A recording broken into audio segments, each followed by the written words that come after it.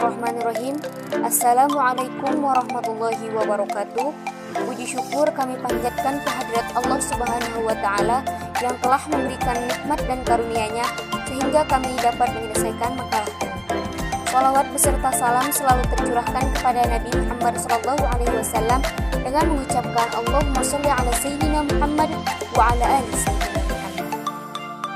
Makalah ini disusun untuk memenuhi salah satu tugas mata kuliah Ilmu Sosial dan Budaya Dasar dengan judul Manusia dan Penderitaan serta Kegelisahan. Makalah ini disusun dan dipersiapkan sebagai petunjuk agar memperoleh wawasan atau gambaran serta memperoleh pengetahuan dan pengertian tentang kehidupan sehari-hari serta untuk mempermudah mahasiswa dalam belajar. Dengan dosen pengampu Dina Liana SPD MPD. Baiklah, sebelum kami mulai, saya akan memperkenalkan anggota dari kelompok 2. Yang pertama, saya sendiri Arini Hidayatin sebagai moderator sekaligus pemateri pertama. Yang kedua, Najwa Aulia Jamal sebagai pemateri kedua. Yang ketiga, Abdurrahman sebagai pemateri ketiga. Selamat menyaksikan.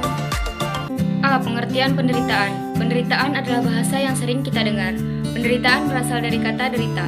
Kata derita berasal dari bahasa Sanskerta yang artinya menahan atau menanggung. Derita artinya menanggung atau merasakan sesuatu yang tidak menyenangkan. Penderitaan bisa bersifat lahir dan bersifat batin. Setiap manusia memiliki penderitaan yang berbeda-beda. Manusia dikatakan menderita apabila memiliki masalah, depresi karena tekanan hidup, dan lain-lain. Penderitaan termasuk realitas dunia dan manusia. Intensitas penderitaan manusia bertingkat-tingkat. Ada yang berat dan ada juga yang ringan. Akibat penderitaan manusia bermacam-macam. Ada yang mendapat hikmah besar dari suatu penderitaan. Ada pula yang menyebabkan kegelapan dalam hidupnya. Oleh karena itu, penderitaan belum tentu tidak bermanfaat. Penderitaan juga dapat menular dari seseorang kepada orang lain. Apalagi kalau yang ditulari itu masih sanak saudara. Menurut agama, penderitaan itu adalah teguran dari Tuhan. Penderitaan ada yang ringan dan berat. Contoh penderitaan yang ringan adalah ketika seseorang mengalami kegagalan dalam menggapai keinginannya. Penderitaan adalah sebuah kata yang sangat dijauhi dan paling tidak disenangi oleh siapapun. Penderitaan itu ternyata berasal dari dalam dan luar diri manusia itu sendiri. Siksaan. Penderitaan biasanya disebabkan oleh siksaan, baik fisik ataupun jiwanya. Penyiksaan bahasa Inggris torture digunakan untuk merujuk pada penciptaan rasa sakit untuk menghancurkan kekerasan hati korban. Arti siksaan berupa jasmani dan rohani bersifat psikis. Kebimbangan, kesepian, ketakutan. Penyebab seseorang merasakan ketakutan antara lain rasa takut terhadap ruangan tertutup. 2. Gamang adalah rasa takut akan tempat yang tinggi. 3. Kegelapan adalah rasa takut bila seseorang berada di tempat gelap. 4. Kesakitan merupakan ketakutan yang disebabkan oleh rasa sakit yang akan dialami. 5. Kegagalan. Ketakutan seorang disebabkan karena merasa bahwa apa yang akan dijalankan mengalami kegagalan. Kekalutan. Mental. Gejala-gejala permulaan pada orang yang mengalami kekalutan mental adalah sebagai berikut. 1. Nampak pada jasmani yang sering merasakan pusing, sesak nafas, demam, nyeri pada lambung. 2. Nampak pada kejiwaannya dengan rasa cemas, ketakutan, patah hati, apatis, cemburu, mudah marah. 3. Selalu iri hati dan curiga. Ada kalanya dihinggapi khalayan, dikejar-kejar sehingga dia menjadi sangat agresif. Berusaha melakukan pengurasakan atau melakukan destruksi diri dan bunuh diri. 4. Komunikasi. 5. Kepribadian yang lemah atau kurang percaya diri sehingga menyebabkan yang bersangkutan merasa rendah diri. 6. Terjadinya konflik sosial. Budaya akibat dari adanya norma yang berbeda antara dirinya dengan lingkungan masyarakat. Tahap-tahap gangguan jiwa. 1. Gangguan kejiwaan. 2. Usaha mempertahankan diri dengan cam negatif. 3. Kekalutan merupakan titik patah mental breakdown. 4. Krisis ekonomi yang berkepanjangan. 5. Faktor psikoedukasional. 6. Faktor sosial atau lingkungan. Sebab-sebab timbulnya kekalutan mental. 1. Kepribadian yang lemah akibat kondisi jasmani atau mental yang kurang sempurna. 2. Terjadinya konflik sosial budaya akibat adanya norma yang berbeda antara yang bersangkutan dan yang ada dalam masyarakat, sehingga ia tidak dapat menyesuaikan dirinya lagi. 3. Cara pematangan batin yang salah dengan memberikan reaksi berlebihan terhadap kehidupan sosial. B. Penderitaan dan perjuangan. Setiap manusia pasti mengalami penderitaan, baik secara berat ataupun ringan. Penderitaan adalah bagian kehidupan manusia yang bersifat kodrati, karena itu terserah kepada manusia itu sendiri untuk berusaha mengurangi penderitaan itu semaksimal mungkin, bahkan menghindari atau menghilangkan sama sekali. Manusia adalah makhluk berbudaya. Dengan budayanya itu, ia berusaha mengatasi penderitaan yang mengancam atau mengalaminya. Hal ini membuat manusia itu kreatif, baik bagi penderita sendiri maupun bagi orang lain yang melihat atau mengamati penderitaan. Penderitaan dikatakan sebagai kodrat manusia, artinya sudah menjadi konsekuensi manusia hidup. Bahwa manusia hidup ditakdirkan bukan hanya untuk bahagia, melainkan juga menderita. Karena itu, manusia hidup tidak boleh pesimis yang menganggap hidup sebagai rangkaian penderitaan. Manusia harus optimis, ia harus berusaha mengatasi kesulitan hidupnya. Allah berfirman dalam surah Ar-Ra'd ayat 11 bahwa Tuhan tidak akan merubah nasib seseorang kecuali orang itu sendiri yang berusaha merubahnya. Pembebasan dari penderitaan pada hakikatnya meneruskan kelangsungan hidup. Caranya ialah berjuang menghadapi tantangan hidup dalam alam, kelingkungan, masyarakat sekitar dengan waspada dan disertai doa kepada Tuhan supaya terhindar dari bahaya dan malapetaka. Kita sebagai manusia hanya bisa merencanakan, namun Tuhanlah yang menentukan hasilnya. C. Penderitaan media massa dan seniman. Berita mengenai penderitaan manusia silih berganti mengisi lembaran koran, layar TV, pesawat radio dengan maksud agar semua orang yang menyaksikan itu merasakan dari jauh penderitaan manusia. Dengan demikian dapat mengunggah hati manusia untuk berbuat sesuatu. Media massa adalah alat yang paling tepat untuk mengomunikasikan peristiwa penderitaan manusia secara cepat kepada masyarakat luas.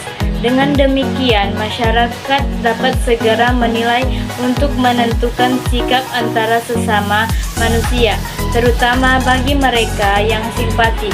Tetapi tidak kalah pentingnya komunikasi yang dilakukan para seniman melalui karya seni, sehingga para pembaca dapat mengambil hikmah dan pelajaran dari karya tersebut. D. Pengaruh terhadap kelangsungan hidup manusia.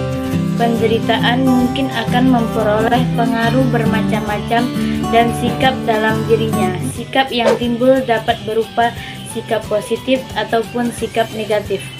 Sikap negatif misalnya penyesalan karena tidak bahagia, sikap kecewa, putus asa, ingin bunuh diri. Sikap positif yaitu sikap optimis mengatasi penderitaan hidup, bahwa hidup bukan rangkaian penderitaan, melainkan perjuangan membebaskan diri dari penderitaan, dan penderitaan itu adalah hanya bagian dari kehidupan. Orang yang merasa dirinya menderita akan mendapat tekanan dari dalam jiwanya dan rasa malu. Tak jarang banyak manusia yang ingin mengakhiri hidupnya karena tidak kuat menopang siksaan dalam hidupnya. Ini terjadi dikarenakan kekalutan mental. Kekalutan mental merupakan suatu keadaan di mana jiwa seseorang mengalami kekacauan dan kebingungan dalam dirinya, sehingga ia merasa tidak berdaya. Gejala-gejala permulaan pada orang yang mengalami kekalutan mental sebagai berikut. A. Fisiknya sering merasa pusing, sesak napas, demam, dan nyeri pada lambung. B. Jiwanya sering menunjukkan rasa cemas, ketakutan, patah hati, apatis, atau kurangnya emosi, motivasi, atau antusiasme. Terkadang kekalutan mental bisa berujung pada gangguan jiwa dikarenakan kepribadian yang lemah akibat kondisi jasmani atau mental yang kurang sempurna. Contoh-contoh penderitaan dan penyebabnya. Berdasarkan sebab-sebab timbulnya penderitaan, maka penderitaan manusia dapat dibagi menjadi dua bagian sebagai berikut. 1. Nasib buruk penderitaan dikarenakan perbuatan buruk manusia yang dapat terjadi dalam hubungan sesama manusia dan alam sekitarnya. Perbedaan nasib buruk dan takdir adalah jika takdir ditentukan oleh Tuhan, sedangkan nasib buruk penyebabnya karena ulah manusia itu sendiri. Contohnya, penderitaan yang timbul karena penyakit, siksaan atau azab Tuhan, namun dengan kesabaran dan tawakal dan optimisme merupakan usaha manusia untuk mengatasi penderitaan tersebut. 2. Kehilangan orang tua, sebab manusia pasti mencintai orang tuanya dan memiliki hubungan yang erat dengan keluarganya. Penderitaan ini adalah yang paling sering kita jumpai dan sangat sedih tentunya. Tapi kesedihan karena penderitaan diharapkan tidak berlarut-larut karena semua manusia yang hidup pasti akan kembali pada Tuhannya. 3. Kemiskinan. Banyak orang yang menderita karena kemiskinan, merasa tidak pernah cukup dengan apa yang telah dia punya, sehingga mengakibatkan seorang merasa menderita karena tidak bisa memiliki sesuatu yang ia inginkan. Ini dikarenakan karena kurangnya rasa syukur atas apa yang telah diberikan oleh Tuhan. 4. Bencana tidak ada seorang pun yang dapat menghindari bencana yang Tuhan berikan. Bencana bisa kapan saja dan menimpa siapa saja, bahkan seringkali mengakibatkan kehilangan anggota keluarga. Trauma batin yang diakibatkan karena bencana yang juga sulit disembuhkan. Pengertian kegelisahan. Kegelisahan berasal dari kata gelisah. Gelisah artinya rasa yang tidak tenteram di hati atau selalu merasa khawatir, tidak sempat tenang, tidak sabar, lagi cemas dan lain-lain. Kemodernan. Tidak sedikit dapat menyebabkan kegelisahan ini. Hal ini diakibatkan oleh kebutuhan hidup yang meningkat, rasa individualis dan egois. Namun demikian, alasan utama timbulnya kegelisahan adalah karena manusia punya hati dan perasaan. Perasaan cemas menurut Sigmund Freud ada 3 macam, yaitu kecemasan objektif, kegelisahan terapan, kecemasan karena suatu objek di luar individu, kecemasan neurotik saraf, kecemasan yang timbul karena pengamatan tentang bahaya dan naluri, contohnya fobia dan rasa gugup, rasa takut dan beradaptasi. Kecemasan moral, kecemasan akibat emosi diri sendiri atau struktur kepribadian, contohnya perasaan sedengki, dendam, marah dan lain-lain. G. Bentuk-bentuk kegelisahan. 1. Keterasingan. Terasingan berasal dari kata terasing, dan kata terasing berasal dari kata dasar asing. Kata yang asing berarti sendiri, tidak dikenal orang, sehingga kata terasing berarti tersisihkan dari pergaulan, terpencil, terpisah dari yang lain. 2. Kesepian. Kesepian berasal dari kata sepi yang artinya sunyi, lengang, tidak ramai, tidak ada orang atau tidak apa-apa. Kesepian adalah keadaan sepi atau hal sepi. Frustasi merupakan salah satu penyebab kesepian. Kesepian dan keterasingan serupa, tidak semua, namun keduanya terdapat hubungan beda antara keduanya yang hanya terletak pada sebab akibatnya. 3. Ketidakpastian. Ketidakpastian berasal dari kata tidak pasti, artinya tidak menentu pikirannya, mendua atas apa yang dipikirannya, tidak searah kemana tujuannya, tidak jelas. Ketidakpastian akibat tidak konsentrasi akibat pikiran yang kacau, gelisah. Penyakit batin yang menyerang siapa saja, golongan apa dan bangsa apapun. Ngerasa gelisah berhubungan dengan arah keimanan seorang manusia, hanya diberi berikhtiar keputusan akhir sepenuhnya di tangan Tuhan, maka apapun yang akan terjadi itulah yang terbaik, karena itu semua keputusan Tuhan yang Maha Esa.